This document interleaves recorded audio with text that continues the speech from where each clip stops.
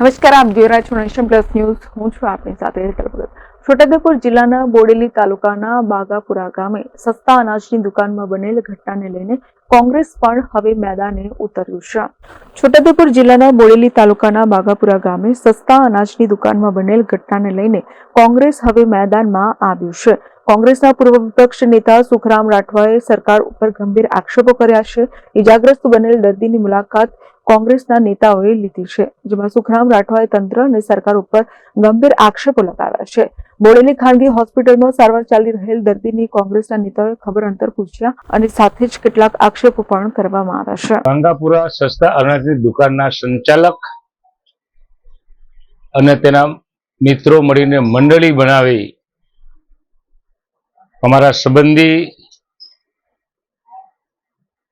ને જે માર માર્યો છે એની ખબર કાઢવા આવ્યા હતા અને તમે બધા ભેગા થઈ ગયા. સોનામાં સુગંધ ભળે એવું થાય. આ જે બનાવ બન્યો છે એ બનાવ એક જિલ્લા પંચાયતના સદસ્ય રાજકીય રીતે રંગાયેલા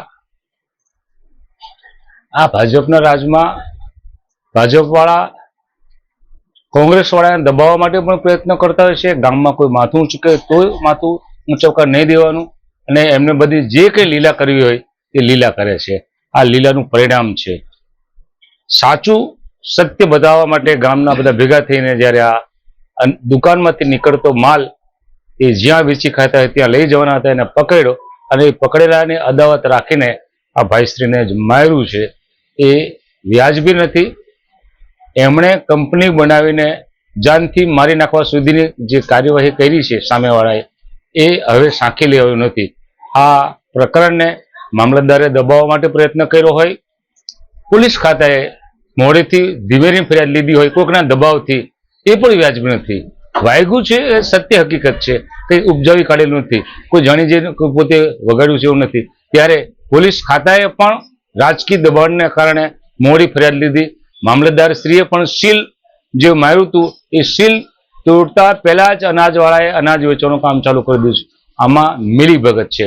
બધા જ કહે છે, આપણે નથી કહેતા, બધા જ એવું કહે છે કે આ સરકારમાં તળિયાથી નળિયા સુધી ઠેઠ ઉપર સુધી આવું ચાલતું હોય છે.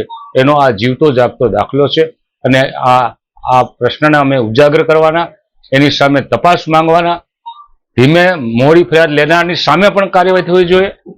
મામલતદાર શ્રીએ પોતે પણ જો સીલ મારીને આવ્યા હોય અને એને છૂટ આપતા હોય તો કયા હિસાબે તમે છૂટ આપો છો, કોના દબાણથી તમે છૂટ આપો છો, એની પણ તપાસ થવી જોઈએ. અમે કલેક્ટરશ્રીને અને સચિવશ્રીને મંત્રીશ્રીને પણ આ બાબતમાં રજૂઆત કરવાના. Rehan Patel, nation plus news, Chhota Udepur.